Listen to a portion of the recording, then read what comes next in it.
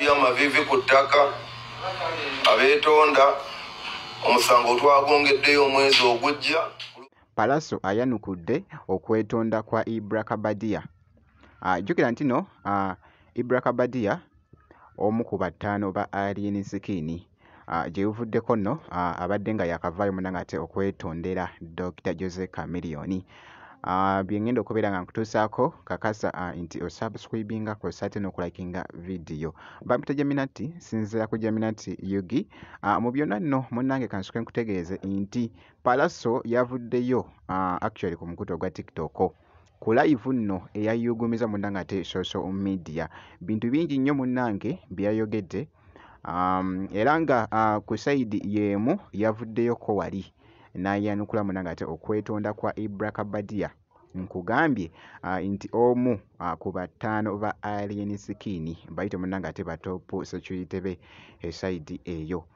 Bibadde bitya mu katambi sigenda kubeera nga nkulwisaawoko kansooke nkuweekoko akatambi kano olabe embeera nga bwe yabadde. Palaso bingi nnyo munnange ate byayogedde esayidi eno agambye nti omusango simanyi tugongeddeyo omwezi ogujja simanyi ssaawa 2. Bingi nnyo munnange byabadde ali mu kwogera munnange wabula Palaso naye taggwayo. Kansooke mbikuwe ate ndyoke nkomeko mu maaso awo. By'amavivi ku ttaka abeetonda omusango twagongeddeyo omwezi ogujja ku Lwokusatu essaawa 2 ez'ekiro. Jja kujja n'abakweyimirira 2 mu kooti y'abantu. Ffe tuli ku kooti y'abantu.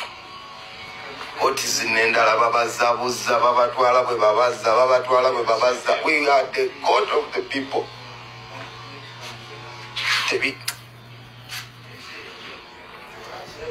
Twagala eno kooti tolaba nti ebintu ebitereezezza mangu. Eno kooti y'abantu etula ebintu n'ebitereeza. Ate linda ekiddako mu maaso awo. You are about to really enjoy yourself.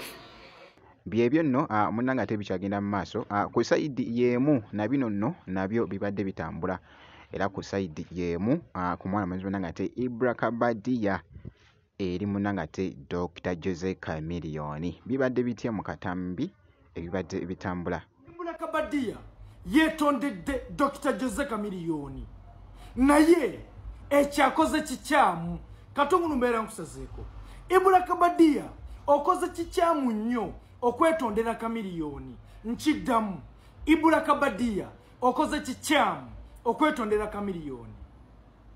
Ojja kumbuuza lwaki njogera bwentyo. Chameleone nga njogera ntya Katonda talina budde bwa Ibra Kabadia.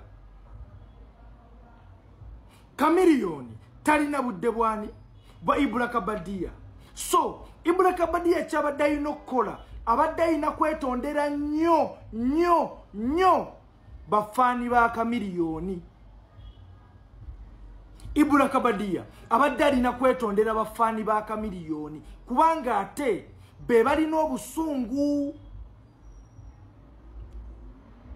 Chameleone ono babagambako ekigambo nti Chameleone tasobya.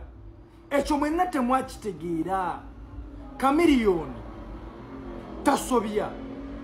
Lwaki mu ba big 3 Chameleone yasinga okuba ne favor. That's why Bebe Kulu yagamba ife twagendanga mu bbaala ne tusonga mu ba DJ ensi yonna neetuvuma. Okitegedde naye Chameleone ng'ayinza okuba DJ oluyi ate abantu ne bavuma DJ. Kitegeeza Bebe Kulu kyeri ategeeza Chameleone he is highly favored and loved more than us. Kitegeeza Ibra Kabadia fanyiyo nnyo weetondere bafaani ba Chameleone. Faani wa Chameleone ayinza okusanga mu kkubo ng'otambula nakkuba oluyi n'agamba wavuma legendary. Omanyi wano ku social media munnange bintu bingi ebivaayo munnange ate ne bitambula. Nakano akatambi nako kabadde kakutte ettabbo ku mukutu munnange ate ogwa TikTok ku sayidi y'emu.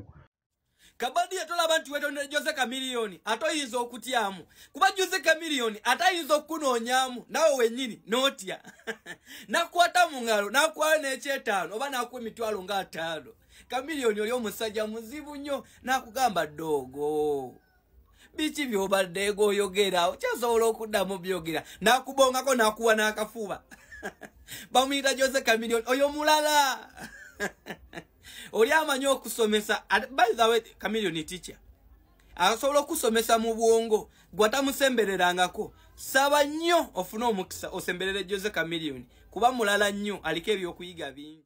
Byebyo nno munnange si byangu n'akamu esayidi eyo. Inno bwe nti munnange ate bwenkoze gwe kasitobera ngo subscribe nze ebisigadde byonna munnange nga obiturekera.